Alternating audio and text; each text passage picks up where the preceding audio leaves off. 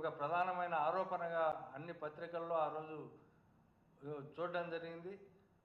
స్వతంత్రంగా ఆడిట్ నిర్వహిస్తున్న కాగ్ నివేదికలో కూడా కొన్ని అభ్యంతరాలను దీనిపైన వ్యక్తం చేసిన సందర్భం అది. ఈ చంద్రబాబు ముఠా భాగవతం అంతా ఆధారాలతో సహా బయటపడిన తర్వాత అప్పుడు ఎఫ్ఐఆర్ ఇవన్నీ కూడా ప్రిలిమినరీగా ఎంక్వైరీ చేసి నాటి ప్రభుత్వం వాళ్ళందరిపైన కేసు పెడితే ఆ కేసు ఇప్పటి వరకు ఏం జరుగుతుందో తెలియదు. కేసును అటకెక్కించేశారు. అందుకని మేము డిమాండ్ చేస్తున్నాం. మేము ఇప్పుడు ఆ కేసు దర్యాప్తు చేయించే అధికారం, దర్యాప్తు దమ్ముందా మీకు? ఆ దర్యాప్తుకు నిలబడడానికి సిబిఐ ఎంక్వైరీకి మీరే ఇస్తారా? ఎందుకంటే సిఐడి ప్రభుత్వ ఆధ్వర్యంలో నడుస్తూ ఉంది. సిబిఐ ఆధ్వర్యంలో నడిస్తే మీ పైన పెట్టిన కేసులో నిజానిజాలు, ఆ కుంభకోణం అంతా బయటకు వస్తుంది. కాబట్టి సిబిఐకి ఇచ్చేందుకు మీరు సిద్ధంగా ఉన్నారా? ఈ సవాల్ను మీరు స్వీకరించడానికి సిద్ధంగా ఉన్నారా అనేది ప్రజలు అడుగుతున్నారు, మేము అడుగుతున్నాం. ఎందుకంటే అసలు స్కామ్ ఎవరిది? నాటి ప్రభుత్వం అందా, నేటి ప్రభుత్వం అందా? టీడీపీ ప్రభుత్వంతో పోలిస్తే వైఎస్ఆర్సీపీ పాలనలో అమ్మకాలు తగ్గినాయి, మద్యం అమ్మకాలు. ఈ లిక్కర్ వ్యవహారంలో వాస్తవంగా స్కామ్లు చేసింది ఎవరు అనేది పరిశీలిస్తే మద్యాన్ని ఎక్కువగా అమ్మితే లంచాలు ఇస్తారా, లేకపోతే అమ్మకాలు తగ్గిస్తే లంచాలు ఇస్తారా? మద్యం అమ్మకాలను ప్రైవేటు వ్యక్తులకు అప్పగిస్తే లంచాలు ఇస్తారా, లేదా ప్రభుత్వం ద్వారా మాత్రమే అమ్మితే లంచాలు ఇస్తారా? విక్రయ వేళలను తగ్గిస్తే లంచాలు ఇస్తారా, లేక ఎక్కువ సమయం అమ్మేలా చేస్తే లంచాలు ఇస్తారా? మద్యం దుకాణాలను పెంచితే లంచాలు ఇస్తారా, లేకపోతే తగ్గిస్తే లంచాలు ఇస్తారా? దుకాణాలకు తోడు పర్మిట్ రూమ్లు, బెల్ట్ షాపులు పెడితే లంచాలు ఇస్తారా, లేక బెల్ట్ షాపులు తీసేసి పర్మిట్ రూమ్స్ రద్దు చేస్తే లంచాలు ఇస్తారా? 2014-19 మధ్యలో చంద్రబాబు నిర్ణయించిన బేసిక్ రేట్లను పెంచి డిస్టిలరీల నుంచి కొనుగోలు చేస్తే లంచాలు వస్తాయా, లేక పాత రేట్లను కొనసాగిస్తే లంచాలు వస్తాయా? మద్యంపై తక్కువ ట్యాక్స్ ద్వారా ఎక్కువ అమ్మకాలు చేసే విధంగా డిస్టిలరీలకు మేలు చేస్తే లంచాలు వస్తాయా, లేక ట్యాక్స్ పెంచి తద్వారా అమ్మకాలు తగ్గిస్తే లంచాలు వస్తాయా?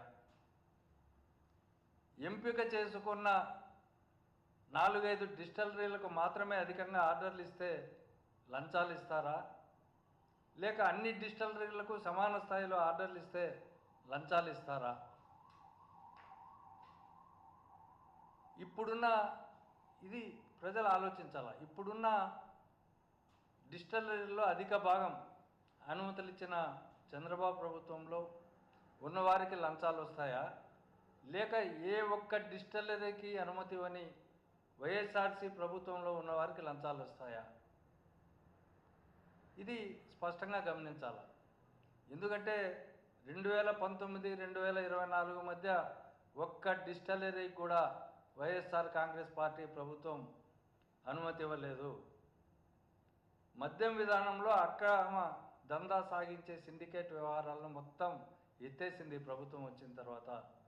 లిక్కర్ షాపుల బిజినెస్ నుంచి ప్రైవేటు వ్యక్తులను పూర్తిగా తొలగించి ప్రభుత్వ ఆధ్వర్యంలోనే అమ్మకాలు సాగించింది. 33% మద్యం దుకాణాలను తీసేసింది. షాపుల సంఖ్యను 380 నుంచి 2934కు తగ్గించింది. మద్యం దుకాణాలకు అనుబంధంగా ఉన్న 43,000 బెల్ట్ షాపులను, 4,380 పర్మిట్ రూములను రద్దు చేసింది. మద్యం ధరలను షాక్ కొట్టేలా పెంచింది. ఎక్సైజ్ నేరాలకు పాల్పడితే శిక్షలను పెంచింది. మద్య విక్రయాలను వేలలను కుదించి ప్రతి ఊరికి ఓ మహిళా పోలీసును నియమించి దాని ద్వారా మద్యం అమ్మకాలను కట్టడి చేయగలిగింది వైఎస్ఆర్సీపీ ప్రభుత్వం. ఇలాంటి పారదర్శకంగా ప్రభుత్వ ఆధ్వర్యంలో అవి నడిస్తే ఇవాళ ఒక తప్పుడు కేసు పెట్టి చట్టానికి వ్యతిరేకంగా అసలు న్యాయ ప్రక్రియకు వ్యతిరేకంగా వీళ్ళు ఏదో ఒక విధంగా ఈ వైఎస్ఆర్ కాంగ్రెస్ పార్టీలోని ప్రముఖ వ్యక్తులను టార్గెట్ చేసి వాళ్ళను ముద్దాయిలుగా చేర్చేదానికి తీవ్రమైన తంటాలు పడుతున్నారు. పోలీసు అధికారులు చట్ట ప్రకారం చేయకూడని పనులు చేస్తున్నారు, కొడుతున్నారు, బలవంతంగా ఒప్పిస్తున్నారు, బలవంతపు స్టేట్మెంట్లు రికార్డ్ చేస్తున్నారు. తర్వాత వివిధ రాష్ట్రాల్లో ఉన్న డిస్టిలరీస్ యజమానులను కూడా వ్యక్తిగతంగా బెదిరిస్తున్నారు. వాళ్ళ దేమంటే అంతా ఒకటే, దీంట్లో ఉన్న పార్టీలో ఉన్న అగ్రనాయకత్వానికి ఆపాదించేదానికి ఏ అవకాశాలు ఉన్నాయో ఆ అవకాశాలన్నిటి ద్వారా కన్ఫెషన్ స్టేట్మెంట్ల ద్వారా వీళ్ళను ఇరికించాలనే ప్రయత్నంలో భాగంగా మా పార్టీ వాళ్ళని ఇరికించే ప్రయత్నంలో భాగంగా ఇవన్నీ చేస్తున్నారు. ఇప్పటి వరకు ఏది ఎవిడెన్స్ అవన్నీ కూడా ఏమీ లేవు. గతంలో పెట్టిన కేసుకు రెప్లికాగా ఈ కేసును పెట్టడం జరిగింది. ఇది ప్రభుత్వం ఇలాగే అక్రమ కేసులు పెట్టుకుంటూ పోతే దానికి ప్రభుత్వమే బాధ్యత వహిస్తుంది. ఇప్పుడు ఎవరైతే బెదిరిస్తున్నారో, ఎవరైతే తప్పుడు వాంగ్మూలాలు క్రియేట్ చేస్తున్నారో, ఎక్కడి నుంచి ఈ వాంగ్మూలాలు రికార్డ్ చేస్తున్నారో, ఏ ఆఫీస్ నుంచి వస్తున్నాయో, ఎవరి డైరెక్షన్స్ మేరకు నడుస్తున్నారో, ఏ ఫోన్ల ద్వారా ఎవరికి సందేశాలు పంపిస్తున్నారో, ఏ పత్రికల ద్వారా ఏమి రాస్తే దాన్ని మళ్ళీ ఇందులో పొందుపరుస్తున్నారో, వీటన్నిటికి కూడా ఆధారాలు ఉంటాయి. భవిష్యత్తులో ఈ అధికారులు, ఈ తప్పుడు కేసులు పెట్టిన అధికారులు మూల్యం చెల్లించుకోవాల్సి వస్తుంది. కాబట్టి మీరు నిష్పక్షపాతంగా పనిచేయమని చెప్పి ఏది ఉంటే అది వాస్తవాన్ని ప్రతిబింబించేలాగా కేసు దర్యాప్తును మీరు చేసుకోండి, మాకు అభ్యంతరం లేదు.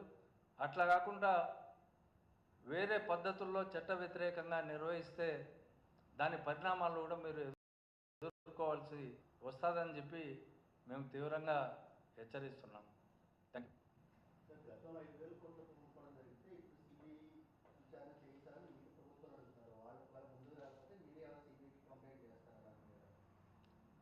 తప్పకుండా మేము ఇది ఒకటి 2014 నుంచి 19 మధ్య జరిగిన కుంభకోణం పైన ఆల్రెడీ ఒక కేసు రిజిస్టర్ అయి ఉంది.